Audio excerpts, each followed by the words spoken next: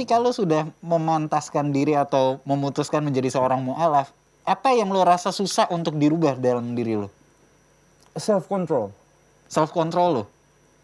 Kenapa? Bukannya lo menguasai diri lo banget? Gue nggak menguasai diri gue. Tapi kan lo dari cerita lo, betul. Lo kenal banget nih sama siapa sih di Slow ini? Betul. Gue kenal banget sama diri gue seperti apa. Tapi tergantung, karena kita ini manusia. Terkadang even ustadz pun ya, menurut gue nih, orang di pressure terus, tak, sekali, 2 kali, 3 kali, 4 kali, 5 kali, itu bisa nahan. Tapi ada kalanya di mana yang terakhir, bus, meledak. Yeah. Sama kayak manusia, itu manusiawi. Dan gue ada satu tipikal yang seperti itu. Gue mungkin, karena mungkin sekarang gue makin kalem bawaannya gitu ya. Gue masih makin banyak pengalaman gue, makin banyak bertambah umurnya gitu ya.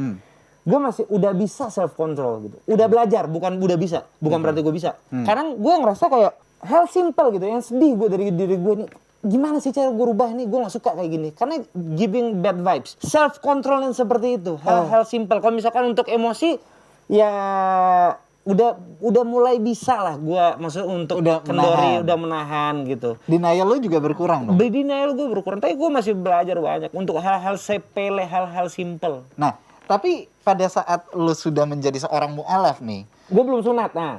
Ah iya, Nah itu pertanyaan tuh. Itu belum sunat. Belum kan? sunat. 2014 gue mu'alaf. Gue belajar sendiri. Semuanya. Lu nyunat sendiri? Enggak lah. Oh, gue pikir. Si Joni mah enggak bisa. Gue pikir nyunat sendiri. Enggak, jadi gue itu malu bertanya. Sesat di jalan. Sesat di jalan, betul. Gue semua belajar itu cara sholat, bacaan ini, itu, dan lain semuanya. Cara geraknya seperti apa, itu gue belajar sendiri. Karena gue masih malu untuk bertanya caranya gimana. Gue malu. Gue belum bisa nih. Gue menjauh. Yeah. Itu sebenarnya salah. Karena apa? Ada beberapa orang yang membuat gue seperti itu. Elah badan doang gede. Wudhu salah. Itu karena itu sebenarnya salah gitu menurut gue. Nggak boleh gitu dong.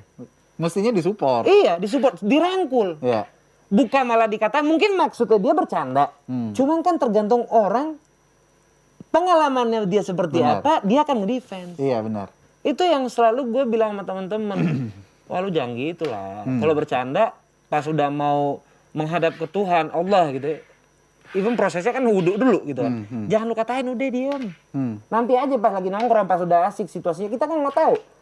Misalkan dateng telat nih, mau sholat gitu ya, mau jamaah tapi telat dan segala macam, dikatain.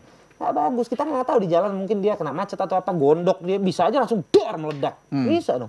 Iya kan? Itu yang gue selalu bilang gitu, kayak janganlah kata-katain orang atau hina orang, atau maksudnya even bercanda, kita nggak tahu seharian itu dia seperti apa lelahnya. Mungkin dia punya 3M utang 3M pusing pala ya kan, malah dikerjain. Wah, kalau gue digituin, hajar lah. Jadi lu sunatnya kapan? Nah, ini gue cerita nih sekarang. Dari tadi ngapain? Dongeng? Iya, ini dongeng aja. Akhirnya gue belajar, belajar sholat sendiri, bacaan segala macam. Udah mulai bisa, alhamdulillah. Gue kurasa kurang plong nih, gue belum sunat. Kalau misalkan lu belum sholat, berarti lu belum 100% Islam gitu. Gue harus memberanikan diri. 2016, tanggal 31 Desember, tahun baru, siang-siang, gue pergi ke klinik, gue disunat. Dimana gue pengen, 2017, insya Allah, rezeki lancar, semua lancar, dengan gue sunat. Untuk menyempurnakan agama gue. Yang gue peluk, Islam. Gitu. Yang menurut gue paling benar 100%. Gitu. Oke, nah, tato lu itu gimana pada saat lu menjadi seorang mu'alaf? Apakah lu terganggu dengan itu atau enggak? Kalau tato dari dulu. Tato gue dari dulu. Terus ada banyak komentar tentang tato. Kan DM lah netizen gitu. Pasti nggak mungkin enggak. Gitu kan, netizen maha benar gitu. Iya. Masya Allah hidupnya dia tuh. Enak kali kayak hidupnya dia kan. Ketemu, Momentarin. Iya, mereka dosanya berat itu.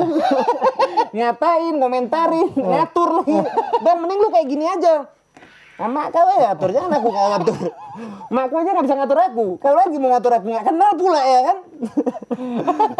Nah, ada yang bilang bahwa kalau tato sholat nggak diterima.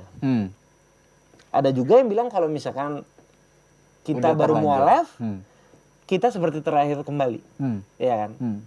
Ya walau alam. Tapi gue percaya seperti yang dikatakan, setelah mualaf itu Terlahir kembali. Oke. Yang lalu biarlah berlalu. Bahkan orang kan bilang yang dia spion itu untuk hanya reflection ke belakang. Gue nggak mau spion. Gue udah lupain. Ngapain gue inget-inget yang jelek-jelek? Oke. Mending gue inget acara ini enak ya kan, ketawa-ketawa. Itu. Jadi butuh co-host nggak? Enggak. Enggak.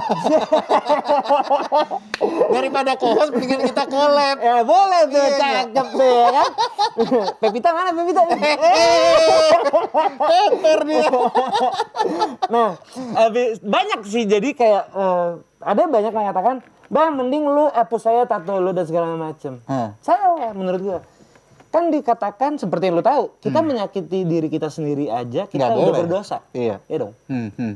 Menurut lu gimana? Nggak boleh. Nggak boleh kan? Nggak boleh. Berarti gue diamin aja dong. Diamin Apa aja. yang sudah terjadi aja. Karena ketika lu menghilangkan itu kan ada proses lagi untuk menyakiti diri lu lagi. Sedangkan di Islam itu kan memudahkan segala sesuatunya gitu. Jadi ya udah lu mengambil bahwa dengan lu menjadi mualaf berarti lu terlahir kembali.